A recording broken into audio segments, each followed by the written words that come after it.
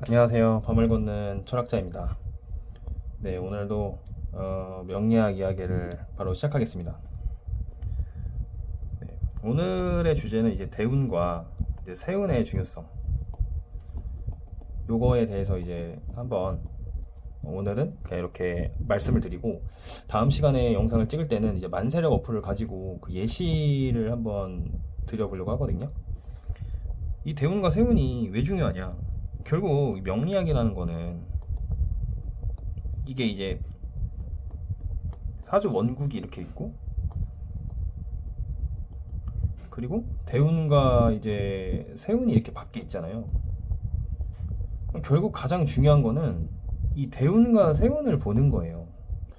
아니 물론 내 심리, 내 성향 뭐 이런 걸 알기 위해서는 어느 정도 원국을 파악을 해야 되겠죠.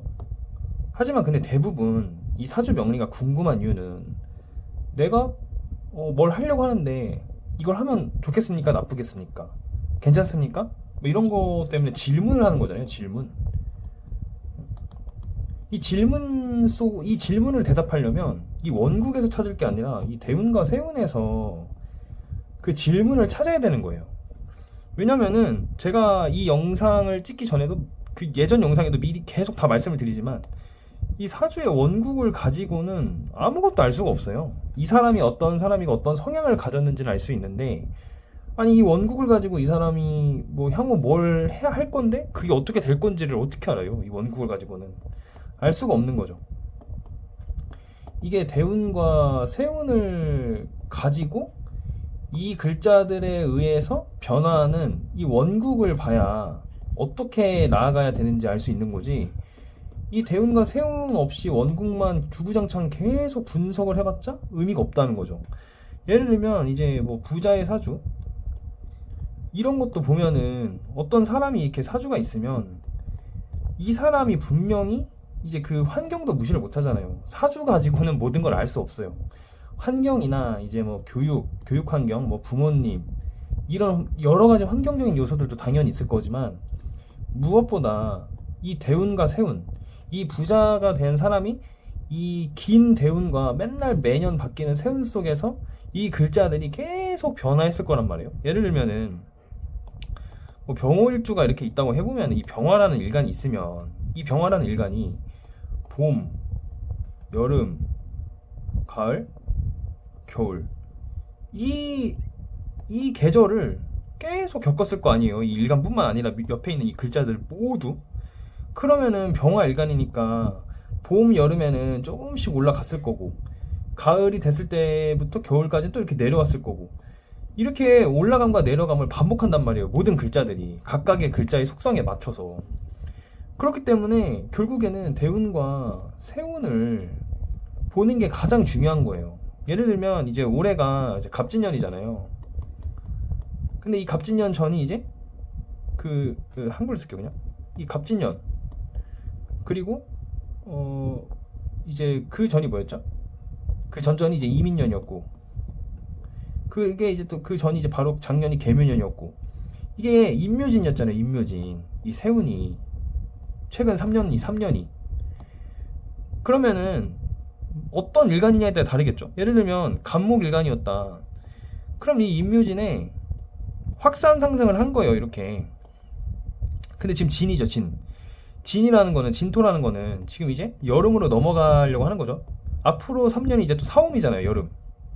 그러면은 이 진은 이 여름으로 전환해주는 역할을 하는 통 거예요.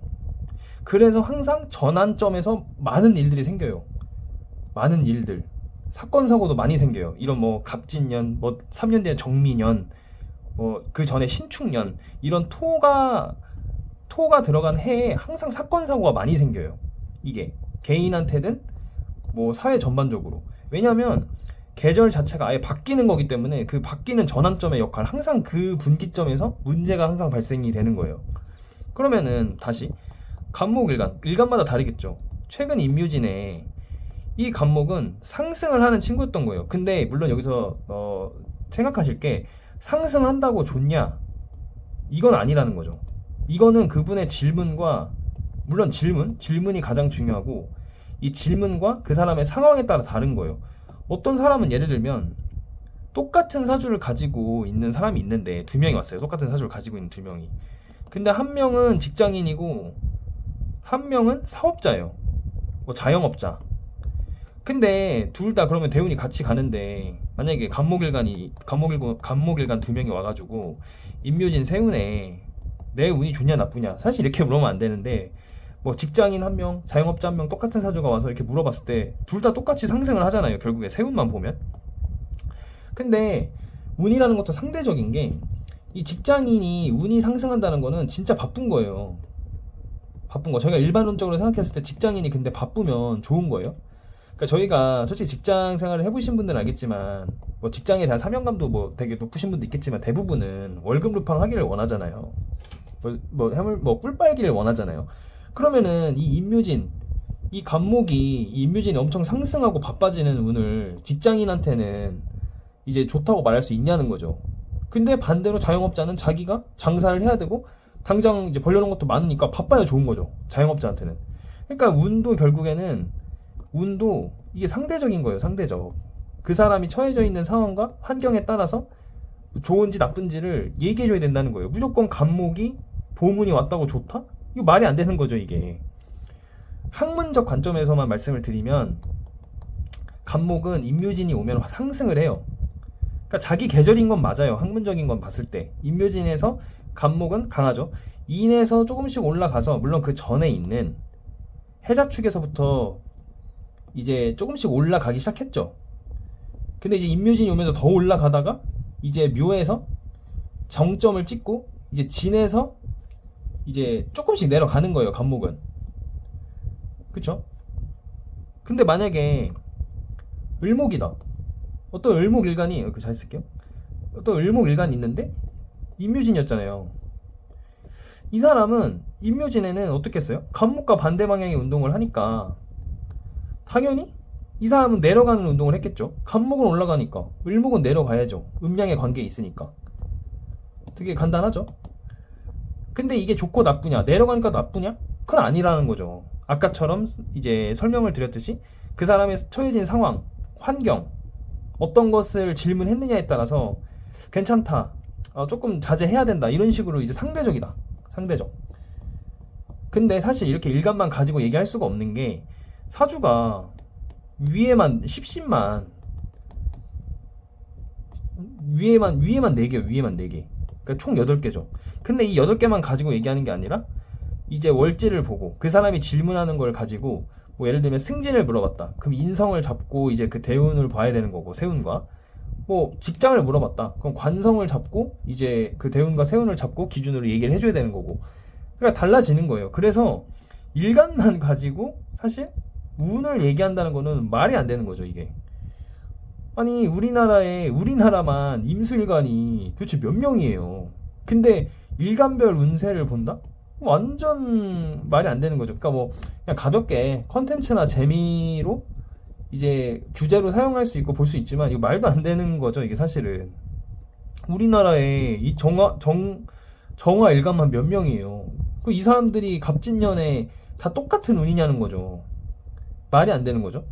그러니까 사람들이 각각 가지고 있는 환경과 이제 뭐 처해져 있는 상황, 그런 것들도 고려를 해야 되고, 항상 이 8글자 안에서 이 대운과 세운에 의해서 이 글자들이 어떻게 변하는지 봐야 된다는 거예요. 이게 유기적으로 계속 변하는 거예요. 예를 들면 뭐 정활관이 있고 여기 병자월에 정사일주가 있어요, 이렇게. 그리고 뭐 여긴 예를 들면 기사년에 태어났어요, 이 사람이. 근데 위에 천간에 정화, 병화, 기토가 있는데 갑진년만 볼게요. 갑진년에 이 운동을 어떻게 해요? 이 세 글자가 정화나 기토는 갑진년에 내려가는 거예요. 하강 운동을 하는 거예요. 근데 병화는 올라가죠. 더 올라가겠죠. 좀 있으면 3년은 이제 또 사오미니까 병화는 계속 올라가려고 하는 운동을 하는 거고, 정화랑 기토는 내려가는 운동을 하는 거예요.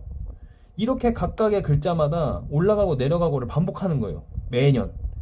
그리고 대운 안에 항상 세운이 있는 거예요. 세운이.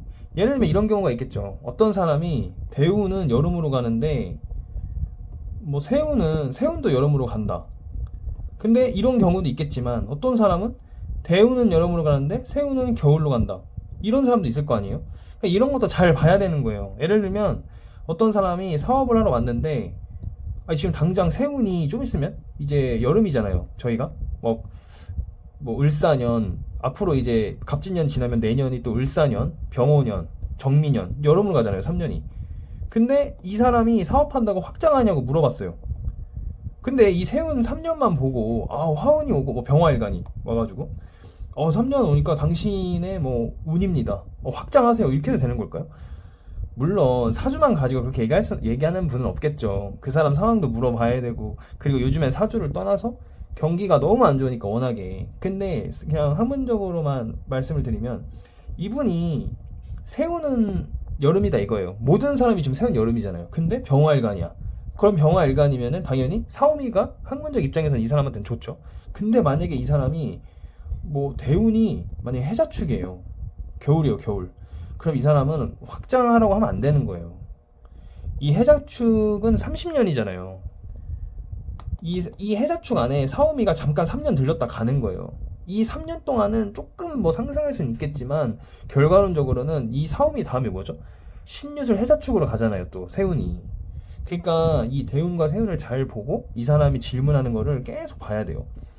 이 질문이 또 장기적인 관점을 얘기하는 건지 아니면 당장 뭐 시험운처럼 단기적인 관점을 얘기하는 건지 이런 것도 잘 봐야 되는 거고.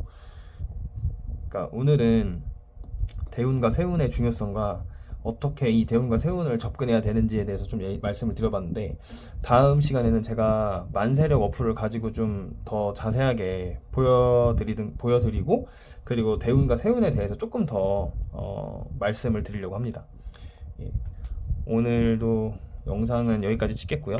지금까지 밤을 걷는 철학자였습니다. 감사합니다.